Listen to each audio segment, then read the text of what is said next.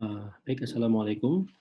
Eh, kita lanjutkan lagi kuliah asinkronus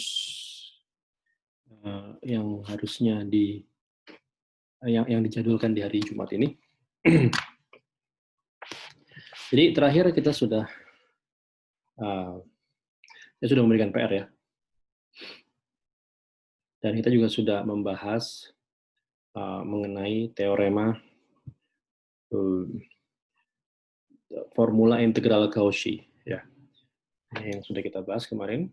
Maksud saya di video sebelumnya, bahwa kalau saya punya suatu fungsi yang holomorfik, saya integralkan, saya kalikan dengan 1/z min A, lalu saya integralkan untuk sepanjang kontur tertutup.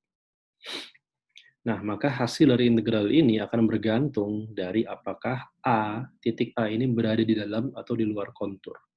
Jika titik A ini berada di luar kontur, maka integran ini seluruhnya adalah holomorfik. Maka berdasarkan teorema integral Cauchy, hasilnya 0. Ya. Tapi jika titik A ini berada di dalam kontur, ya, maka kita dapatkan hasil bahwa itu sama dengan 2pi dikali I dikalikan fungsi Z tersebut dimasukkan Z sama dengan A. Oke, ini yang kita sudah dapatkan. Dan kemarin saya sudah minta kalian untuk mengerjakan ya beberapa. Kita sudah bahas beberapa contoh dan saya minta kalian mengerjakan PR yang terkait. Oke, sekarang kita akan coba explore lebih jauh mengenai konsekuensi atau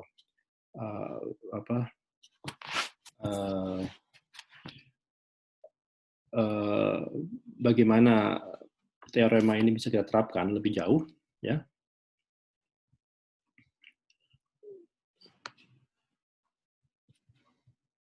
Baik, sebentar saya sambil buka catatan saya.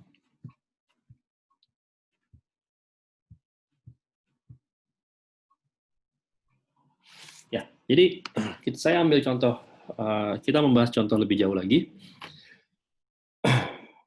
Kadang-kadang ya problem realita ya di lapangan, baik di matematika maupun di fisika, itu tentunya tidak sesederhana bentuk seperti ini ya. Kadang-kadang kita diberikan integral yang bentuknya lebih rumit ya, atau lebih complicated daripada bentuk ini, sehingga kita tidak bisa langsung menyatakan hasilnya. Nah, maka triknya adalah kita harus ubah dulu bentuk tersebut sedemikian rupa sehingga kita dapatkan bentuk seperti ini. Kalau Anda perhatikan, penyebut dari integran ini adalah Z min A. Pangkatnya 1 ya. Z-nya pangkat 1 ya. Lalu Z min A itu sendiri pangkatnya 1.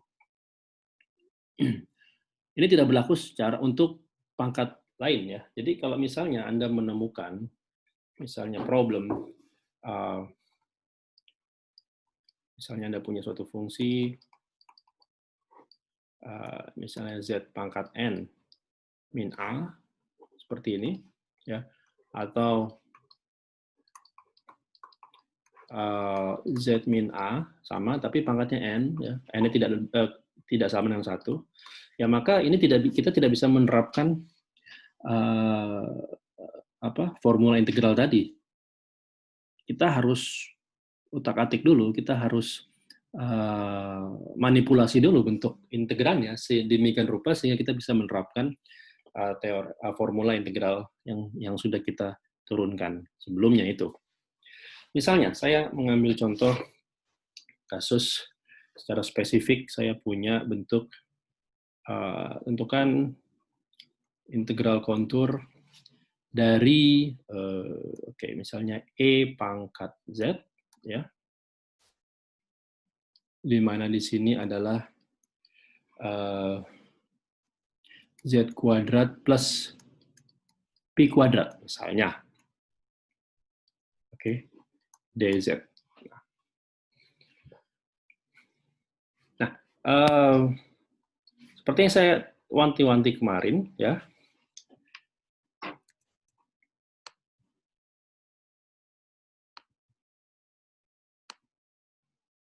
seperti yang saya tekankan kemarin,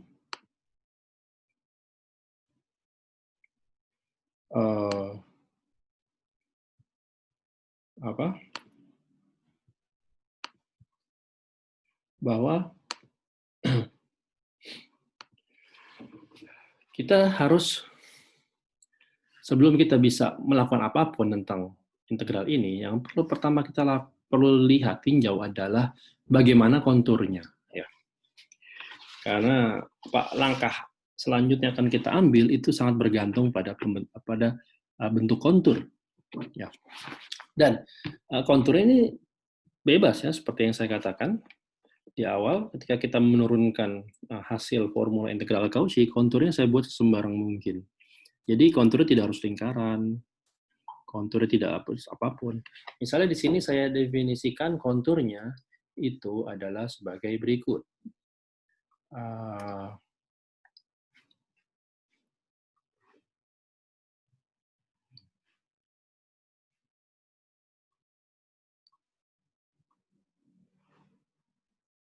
Ini sumbu X dan Y ya, biasa. Misalnya konturnya saya pilih sebagai berikut.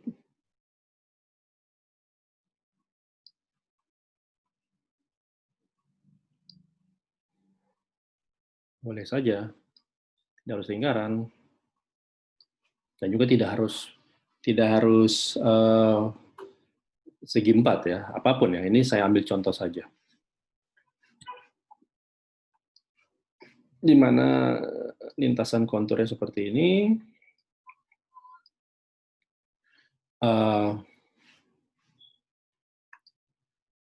Dan di sini misalnya saya mengambil berapa di sini, misalnya adalah ya katakanlah ini 6, ini 6, di sini 0 ya. Di sini adalah 6 plus 4i misalnya, berarti di sini 4i, oke. Di sini 4i, dan di sini adalah min 6 plus 4i. Jadi pada kasus ini saya mengambil konturnya adalah suatu persegi panjang ya, dengan sisi-sisinya adalah 12 dan 4. Nah, sekarang bagaimana kita mengerjakan ini? Ya, step pertama adalah step kedua maksud saya, setelah kita menggambar kontur adalah kita tentukan di mana letak atau apa saja polnya. Yang dimaksud pol di sini adalah titik singularnya ya. Apa saja polnya? Nah, karena E pangkat Z ini adalah fungsi holomorfik, maka polnya hanya ditentukan oleh penyebut ini. Ya kan? Polnya hanya ditentukan oleh penyebut ini, Z kuadrat plus P kuadrat. Nah, ini tidak dalam bentuk yang bisa kita langsung kerjakan, tidak dalam bentuk identik seperti formula integral Cauchy, sehingga kita harus uraikan dulu. Ya. Seperti apa? Ya, pertama kita lihat bahwa di sini kita lihat Z kuadrat plus P kuadrat, ya. Konturnya tentunya maksud saya polnya adalah nilai-nilai yang membuat ini penyebut ini sama dengan 0, ya kan? Polesnya. Nah, Anda bisa faktorkan ini ya dengan mudah. Z plus Z min. Kira-kira apa saja di sini? IP ya, dan minus IP. Jadi di sini Z-nya, nilai-nilai Z yang akan membuat penyebut ini 0 adalah Z adalah plus IP dan minus IP. Jadi saya tulis plus minus IP. Ya, P di sini adalah ini ya, P apa?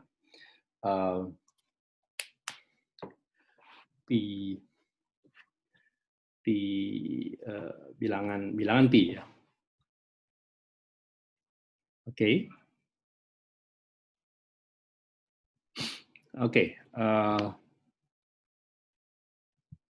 Baik, sebentar saya sambil melihat catatan saya.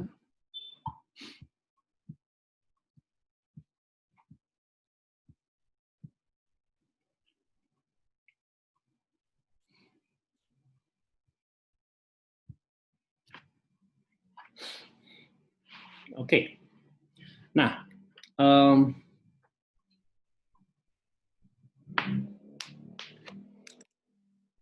sekarang ini bentuknya adalah perkalian seperti ini. Kita harus coba pecahkan bagaimana sehingga dia bisa dinyatakan dalam memilih penyebutnya masing-masing pangkatnya 1, ya kan? Jadi kan kita abaikan dulu pembilangnya, kita tinjau penyebutnya saja. Penyebutnya seper Z kuadrat plus Pi kuadrat, ya. Ini kan tadi seperti yang kita tulis, ini kan bisa ditulis dalam bentuk seper Z plus IP dikali Z min IP, ya. Nah,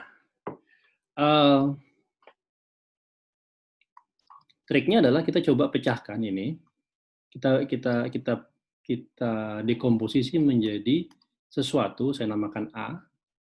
A ini suatu konstanta ya, atau A besar aja lah. A plus ZIP ditambah sesuatu konstanta B dikali Z min IP, gitu ya. Oke. Nah, kalau Anda lihat, berarti kita tinggal menentukan A dan B sedemikian rupa sehingga ruas kiri sama dengan ruas kanan. Paham ya? Ini kan kalau saya samakan penyebutnya ya, kembali seperti ini ya, 1 plus IP, Z min IP, yang dimana sama penyebutnya dengan di ruas kiri, berarti di sini ruas kanan saya punya A, Z min IP, plus B, Z plus IP. Oke. Nah, ini penyebutnya sudah sama.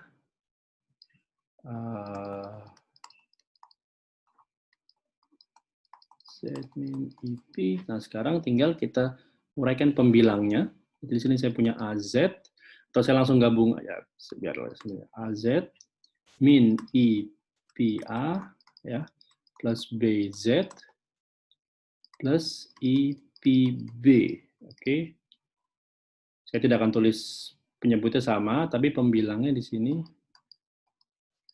adalah berarti A plus B Z ditambah IP B min A. Nah, pembilang ini harus sama dengan 1, ya.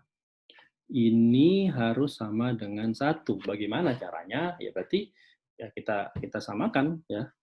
Di ruas kiri cuma ada 1, tidak ada Z, tidak ada suku yang mengandung Z. Maka A plus B dikali Z ini harus sama dengan 0. Ya kan? Karena tidak ada suku yang mengandung Z di sini. Maka saya punya relasi A sama dengan minus B. Dari kondisi kedua, ini suku konstanta, tidak mengandung Z, maka ini harus sama dengan 1. Ya. Maka di sini IP B min A harus sama dengan 1. Saya bisa menggunakan hasil yang sudah kita dapatkan tadi antara A dan B. Jadi B min B, ya, B min dari min B, berarti B ditambah B, berarti 2B di sini ya. Berarti 2 I P B sama dengan 1. Maka B-nya adalah seper 2IP, gitu ya. Karena B-nya itu, maka A-nya adalah min seper 2IP. Oke, artinya apa? Artinya, kalau saya tulis, maksudnya integrannya tadi, EZ per Z kuadrat plus Pi kuadrat, ini ekuivalen dengan kalau saya menuliskannya seperti ini. Seper 2 IP dikali EZ per Z plus IP, sorry, Z min IP, karena B-nya adalah ini ya, Z min IP dikurang, gitu ya, Atau mungkin saya keluarkan saja semuanya ya. Saya keluarkan aja. E pangkat Z per 2 IP-nya ini sama. Gitu ya. Ini tinggal 1 min gitu ya. Z plus IP. Ya, Anda bisa cek sendiri, Anda bisa verifikasi sendiri kalau ini saya samakan penyebutnya, lalu saya kalikan dengan pengali di luarnya, maka akan sama dengan hasil yang itu ya. Anda bisa tolong cek lagi. Z plus IP, min Z plus IP, berarti 2 IP. Oke, Anda, ini benar ya. Nah, jadi sekarang, untuk bisa menggunakan formula integral Cauchy, maka bentuk integral tadi harus saya ubah menjadi bentuk ini. Ya. Jadi, artinya apa? Artinya integral kontur dari E pangkat Z per Z kuadrat plus P kuadrat, ya, dz, ini harus saya tulis, ini harus saya pecah seperti ini ya.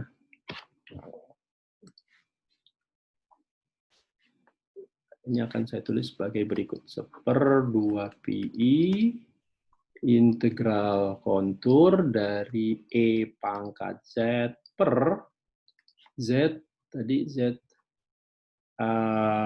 min IP ya. Z min IP dz ya, dikurang 1/2pi integral kontur E pangkat Z per Z plus IP dz. Oke, jadi gitu ya. Anda tidak bisa menerapkan formula integral Cauchy pada kasus ini secara langsung, tapi kalau Anda tuliskan dalam bentuk seperti ini, yang mana ekuivalen dengan ruas kiri, maka masing-masing sukunya ini bisa Anda terapkan formula integral Cauchy. Oke, step pertama sudah dapat. Kita bisa bentuk integral dalam bentuk yang langsung bisa diterapkan formula integral Cauchy. Ya, step kedua adalah menentukan polnya. Polnya di mana? Anda lihat ya. Ya, jadi kita juga harus waspada, jangan terlena dengan bentuk integralnya saja, tapi harus lihat juga di mana polnya. Anda lihat ini batas kontur yang saya definisikan ya. Ini C-nya seperti ini ya. C-nya seperti ini. Nah, suku pertama, polnya adalah, tadi sudah kita dapatkan, adalah IP. Ya kan? Suku kedua, polnya adalah minus IP. Polnya itu artinya nilai Z yang membuat integran ini singular. Ya, nilai Z yang membuat integran ini singular. Jadi ada 2 pol di sini. Nah, perlu kita lihat lagi, apakah keduanya berada di dalam kontur atau tidak? Ya. Sekarang kita lihat IP. IP itu di dalam kontur atau tidak? P itu kan angka numerik adalah 3,14 sekian ya. Maka plus IP itu berarti dia berada pada sumbu Y ya, sebesar P nilainya ya. Kalau ini 4 maka 3, sekian itu ada di sini gitu ya. Jadi inilah IP ya. Dan satu lagi adalah minus IP. Minus IP di mana? Ya berarti di sumbu Y juga tapi di nilai negatif ya di sini kurang lebih. Minus IP. Oke. Sekarang, mana di antara kedua poles ini yang di dalam kontur dan mana yang di luar kontur? Apakah keduanya di dalam kontur, ataukah keduanya di luar kontur, ataukah salah satunya saja yang dalam kontur dan yang satu lagi di luar? Maka kita sangat esensial untuk menggambar konturnya dulu ya. Nah, setelah kita gambar kontur, kita bisa melihat kan dengan jelas yang bahwa yang plus IP ini berada di dalam kontur, sedangkan yang minus IP berada di luar kontur. Kesimpulannya apa? Z sama dengan minus IP berada di luar kontur, maka integral suku kedua ini, ya, integral suku kedua ini seluruhnya adalah bentuk integral yang integral dari fungsi yang holomorfik. Maka kita tahu hasilnya 0. Jadi, kita tidak perlu repot-repot mengerjakan secara eksplisit hasilnya karena sudah pasti 0. Karena integran ini tidak singular di dalam maupun pada kontur. Sekarang hanya suku pertama yang berada dalam kontur, dan kita tahu dari bentuk formula integral Cauchy bahwa integral ini hasilnya adalah 2pi dikali i dikalikan fungsinya, yaitu adalah e pangkat z, ya. Dimasukkan z-nya sama dengan nilai pole-nya itu, yaitu z-nya adalah ip. Berarti di sini adalah i pangkat pi. Oke. Nah, ini kita lihat 2pi. Kebetulan kita juga punya 1/2pi di sini, ya. Jadi bisa saling tercancel. Dan e pangkat ip itu kalau kemarin kita ingat dari relasi Euler, ya. E pangkat ip ini kan berarti adalah cos pi plus i sin pi. Sin pi adalah 0, cos pi adalah min 1. Jadi ini adalah min 1.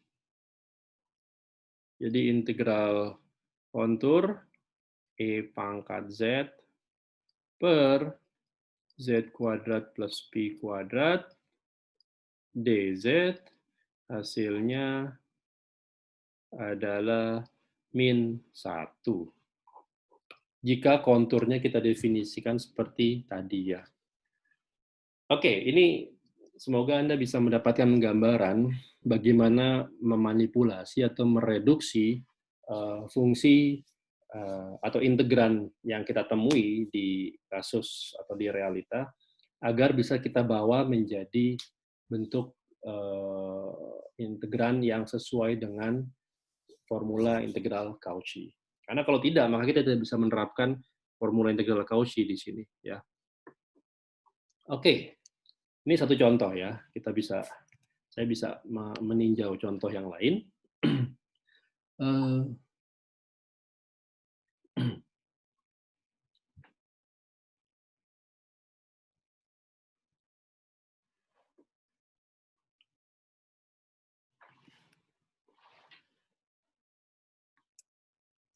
Ya, misalnya juga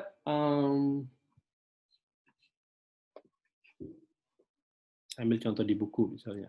Contoh kedua, saya punya integral kontur dari gitu, ya, cos z, ya, per z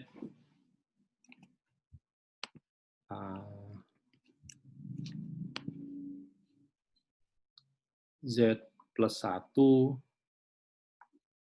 kuadrat misalnya, ya. Nah, Anda lihat ini z-nya pangkatnya 1, ya kan? Tapi z plus 1 ini punya pangkat 2, jadi z plus 1 kuadrat. Jadi artinya apa? Ya artinya bahwa sekarang kita juga sama seperti sebelumnya. Kita tidak bisa langsung menerapkan formula integral Cauchy di sini. Alhamdulillah. Kita tidak bisa serta-merta langsung menerapkan formula integral Cauchy. Karena bentuk penyebutnya ini tidak memenuhi bentuk formula integral Cauchy. Alhamdulillah.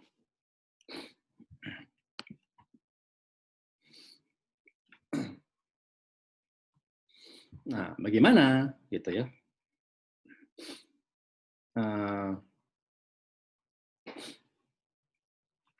Nah, tapi kalau Anda ingat,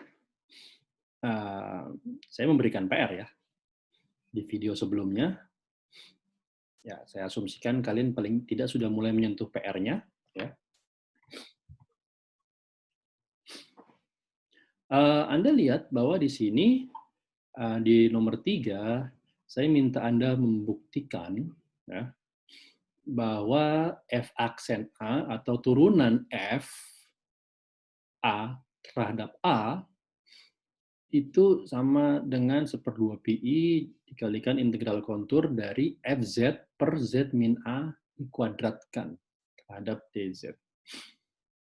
Artinya apa? Artinya saya bisa menggunakan hasil itu, gitu ya. Karena kalau kita lihat sekarang di sini, saya bisa ubah ini secara umum menjadi seperti ini ya. Cos Z per Z plus A, atau sorry, min A maksud saya.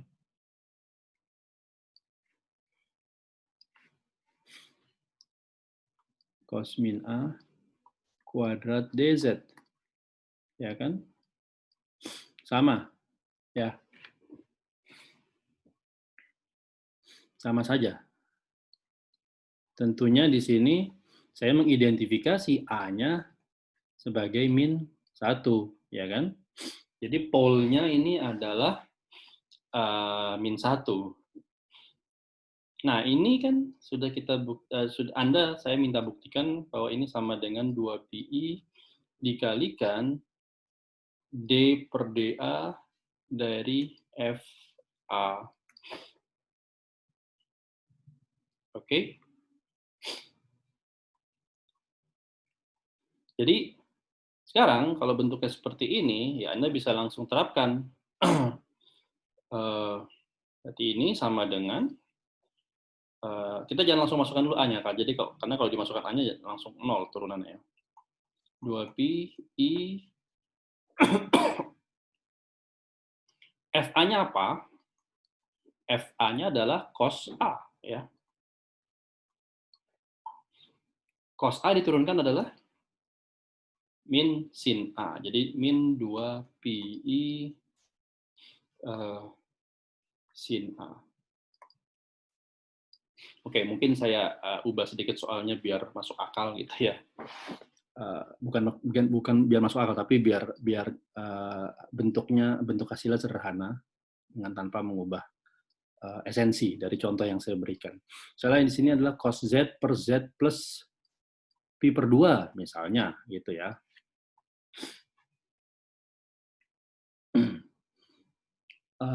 Ya. Mungkin biar gampang di sini minus aja ya.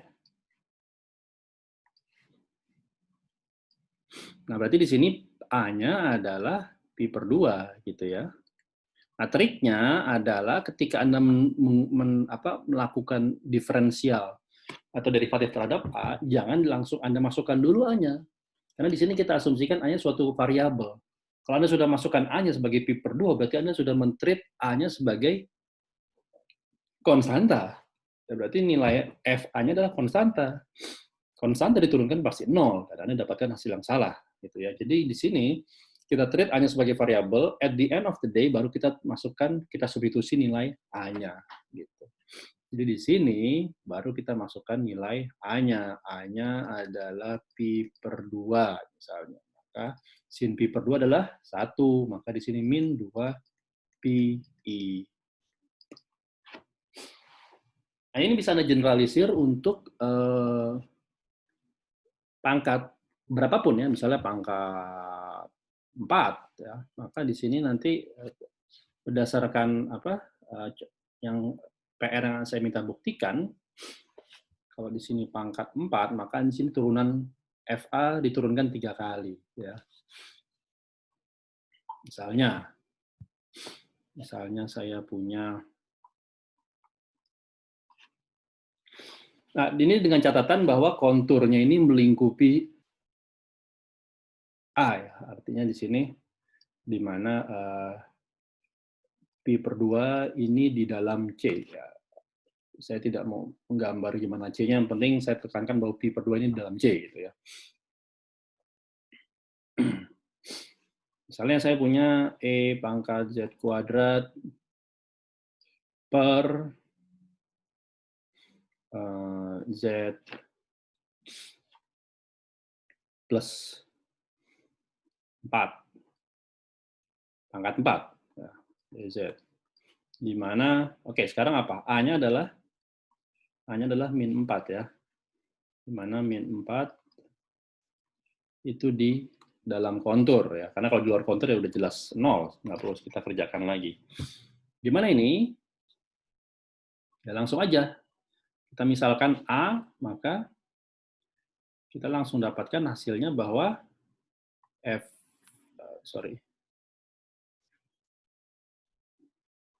bahwa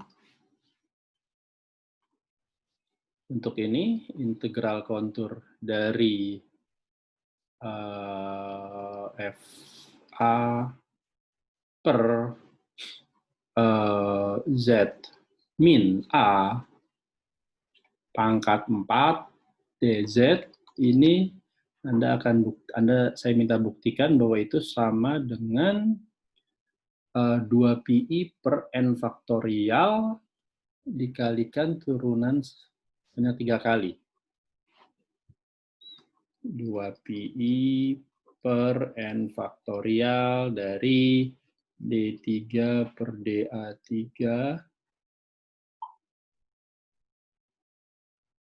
E pangkat Z kuadrat, pangkat A kuadrat maksud saya. Oke. Nah, ya berarti kan sekarang kita tinggal N-nya berarti N-nya ada N-nya 3 di sini ya.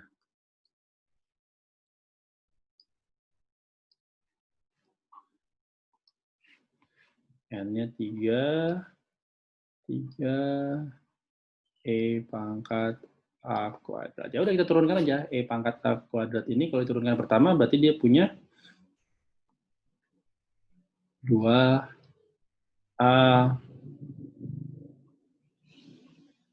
dikalikan E pangkat A kuadrat. Ya ini turunan pertamanya ya.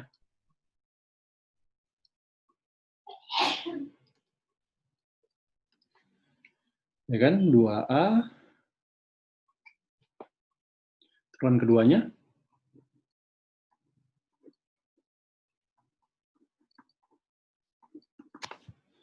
Turunan keduanya berarti ya ini ada perkalian 2 suku, berarti 2 dikalikan E pangkat A kuadrat plus 2A dikalikan 2A E pangkat A kuadrat lagi, berarti ini 4A kuadrat E pangkat A kuadrat gitu ya. Terus sekarang turunan ketiganya. Dari FA. Ya, berarti ini saya turunkan lagi, berarti saya punya 4A E pangkat A kuadrat plus 8A E pangkat A kuadrat plus 8A pangkat 3 E pangkat A kuadrat. Oke, benar ya. Ini kalau kita lihat kan seperti itu ya. Ini kan turunkan terhadap A. A-nya kuadrat, maka jadi turun 2A. Iya. Oke, nanti kalau ada kesalahan tolong dikoreksi. 4A ditambah 8A berarti saya punya 12A E pangkat A kuadrat ditambah 8A pangkat 3 E pangkat A kuadrat.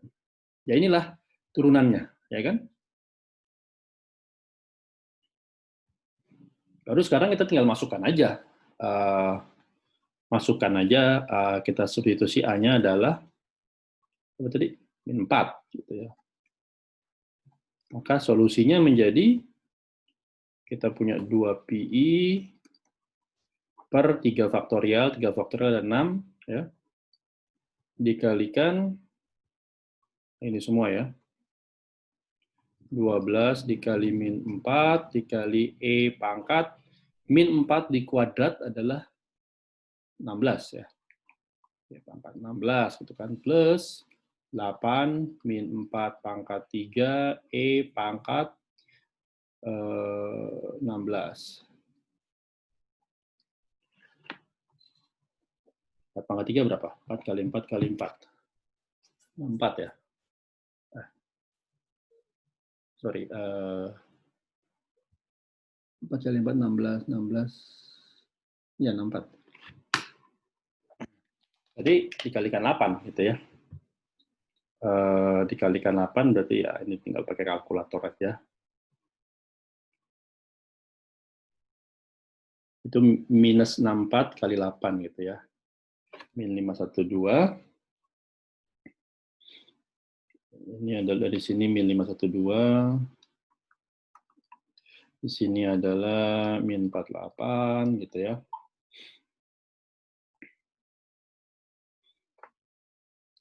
Totalnya min 560 gitu kan. Min 560. Berarti di sini adalah PI per 3, atau di sini, sorry. Saya tulis seperti ini aja ya. Berarti hasilnya adalah 560 PI per 3 E pangkat 16. Ini tadi hasil apa? Hasil integral tadi ya. E pangkat Z kuadrat plus Z apa tadi? Plus 4. Pangkat 4. DZ. Jika min 4 ini berada di dalam kontur. Oke, ya kurang lebih seperti itu bentuknya ya. Nah, juga sekarang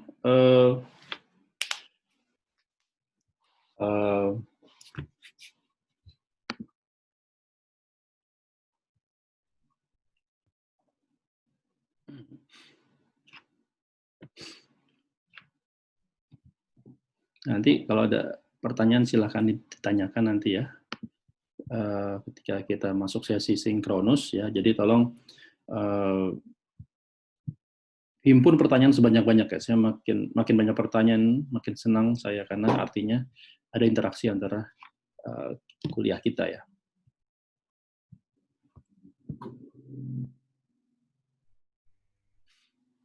Oke.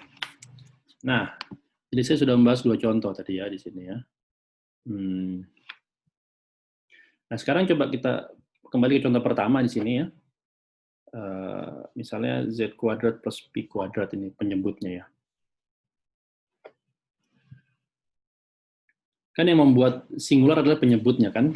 Jadi misalnya tadi saya punya, atau misalnya saya punya contoh apalah suatu fungsi yang regular atau fungsi yang holomorfik dibagi dengan suatu penyebut yang berpotensi singular. Misalnya Z kuadrat plus 1 gitu ya tadi ya. Anda harus menentukan dulu ini kan penyebutnya seperti apa, ya kan? Nah ini kalau misalnya pangkatnya Z pangkat 2 gitu, ini kan mudah ya, maksudnya plus 1 ini kan bisa langsung Anda faktorkan ya. Z plus I gitu kan dikalikan Z min I ya. Jadi nilai yang membuat integran ini singular adalah Z sama dengan plus minus I. Bagaimana kalau misalnya saya punya bentuknya yang polinomnya tinggi misalnya. Z pangkat N, ya. Misalnya Z pangkat 6 lah ya, misalnya 6 plus 1 gitu. Nah ini kan bagaimana memfaktorkan Z pangkat 6 plus 1 ini harus sama dengan 0, berarti berapa nilai Z yang memenuhi ya.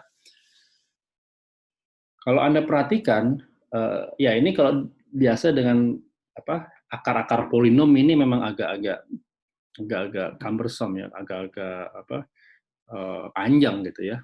Untungnya hal ini tersederhanakan ketika kita berbicara dalam konteks polinomnya adalah polinomial kompleks. Z ini kan kompleks ya.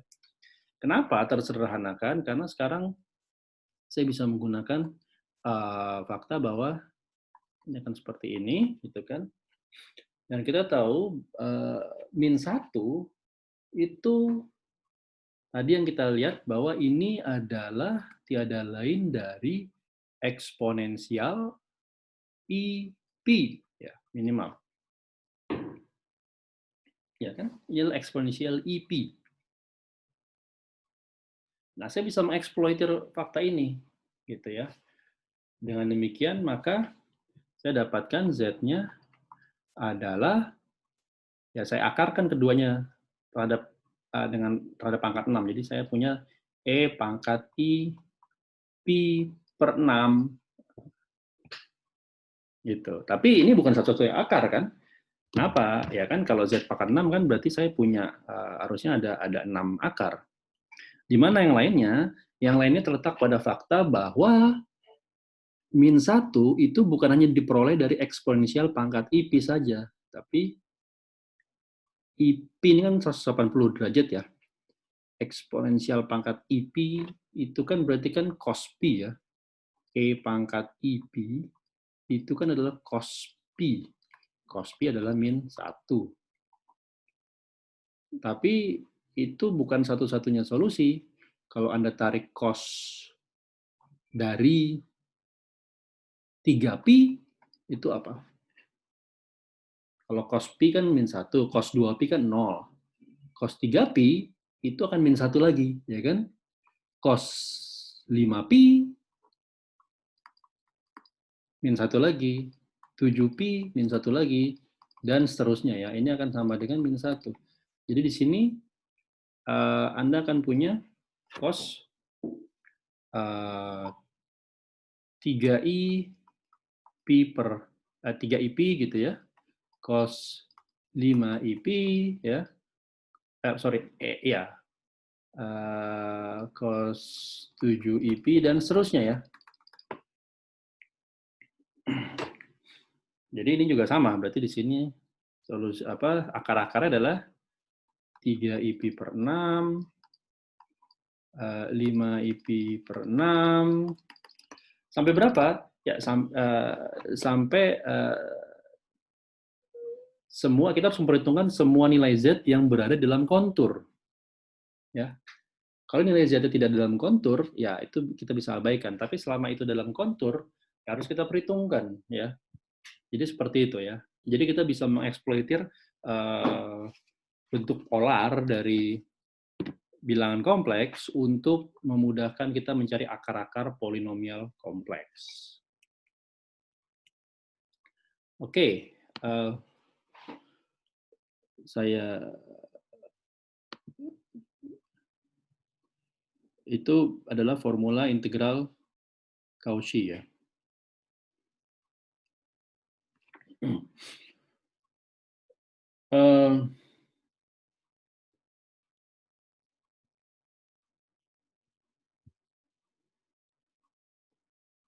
Nah,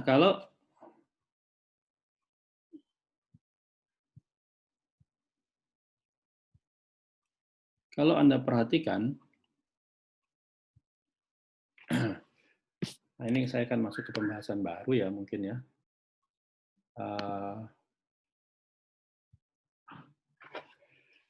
Sini saya akan masuk ke pembahasan baru, yaitu apa yang dinamakan sebagai Deret-Lorong. Deret bacanya tulisan Laurent, bacanya Lorong. Ini bahasa Perancis.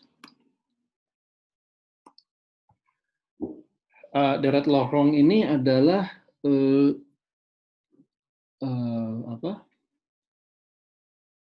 satu deret yang similar atau mirip seperti deret Taylor. Deret Taylor kita tahu itu di fungsi real. Nah, ini deret lorong ini adalah ekspansi untuk deret tak berhingga untuk fungsi kompleks. Jadi ini ada teoremanya ya, di mana saya tidak akan membuktikan teoremanya. Ada teorema lorong ya, Anda bisa cek mungkin di buku-buku Boas atau buku-buku di Schaum juga ada, di Afken saya rasa juga ada. Teorema lorong ini bilang apa? Bilang bahwa sama seperti deret Taylor ya. Mungkin saya bisa sedikit menyinggung deret Taylor ya. Deret Taylor itu kan semua fungsi real yang continuous dapat selalu diekspansi dalam deret tak berhingga. Ya. AN X pangkat N. Ya. Misalnya ya kita tahu bahwa E pangkat X ya kan itu kan 1 plus X plus X kuadrat per 2 faktorial plus X pangkat 3 per 3 faktorial, ya kan? Plus X pangkat 4 per 4 faktorial, dan seterusnya. Cosinus X itu adalah 1 min X kuadrat per 2 faktorial, ya kan? Plus X pangkat 4 per 4 faktorial, min X pangkat 6 per 6 faktorial, dan seterusnya. Ya, dan Anda bisa mengekspansi fungsi-fungsi yang lain. Nah, sama atau mirip seperti deret Taylor di fungsi real, deret lorong juga melakukan hal yang sama, ekspansi tak berhingga, untuk fungsi kompleks. Nah, yang membedakan adalah, dan berdasarkan teorema lorong tadi yang tidak saya buktikan di sini, bahwa semua fungsi kompleks, ya, semua fungsi kompleks yang holomorfik, ya, holomorfik pada daerah, pada region tertentu atau kontur tertentu, ya, dapat selalu diekspansi dalam suatu deret tak berhingga. Sorry, bukan X tapi Z, ya. Z pangkat N. Yang membedakan dengan deret Taylor adalah ekspansinya ini tidak dari 0, tapi dari min tak berhingga sampai plus tak berhingga. Dengan kata lain, maka sembarang fungsi kompleks yang holomorfik dapat saya ekspansikan sebagai berikut. Jadi ini dari minus tak berhingga, ya. Ini misalnya A-2 per, sorry, saya bisa ekspansikan ekspansinya di sekitar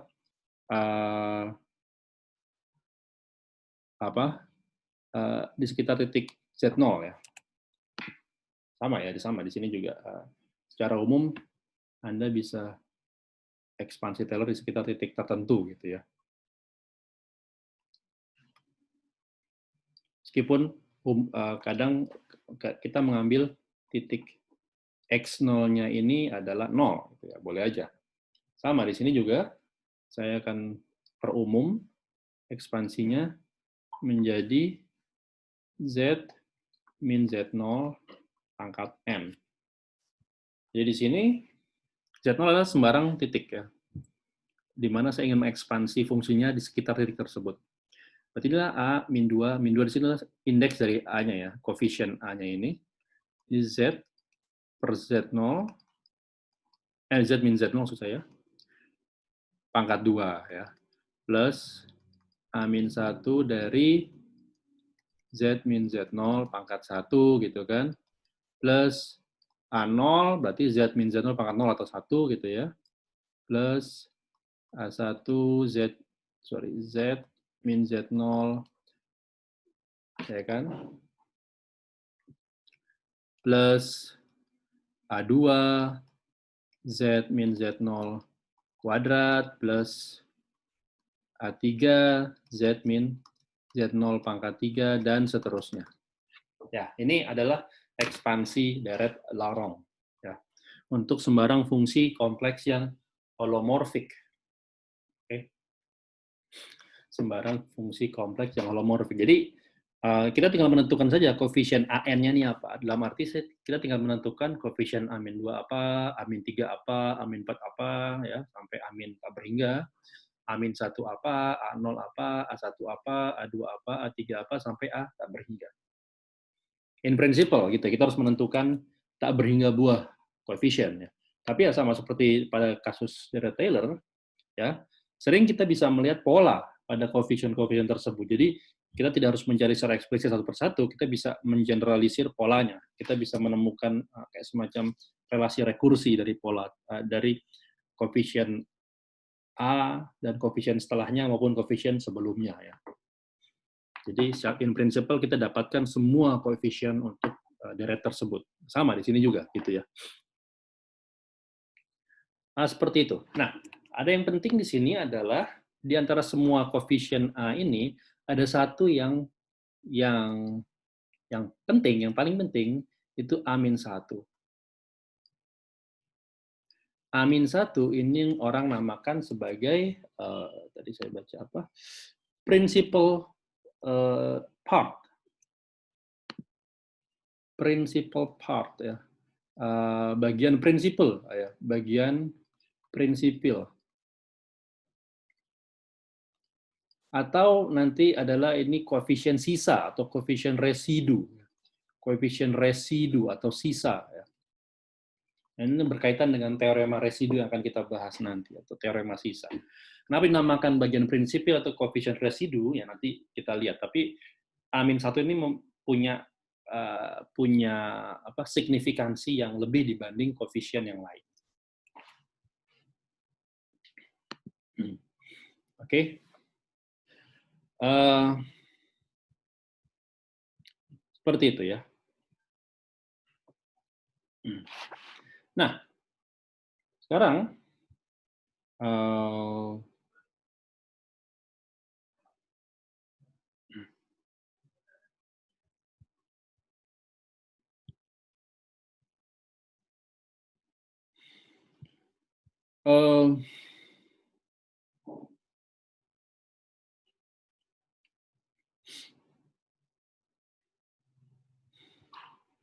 sekarang bagaimana kita menentukan koefisien dari A tadi ya, baik AN yang positif maupun AN yang negatif ya. Nah, baik itu mungkin akan kita bahas di pertemuan selanjutnya.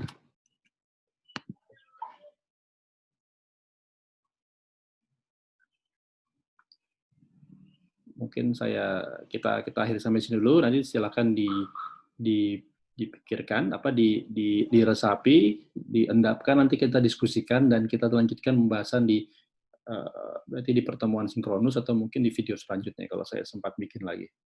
Baik, terima kasih. Assalamualaikum.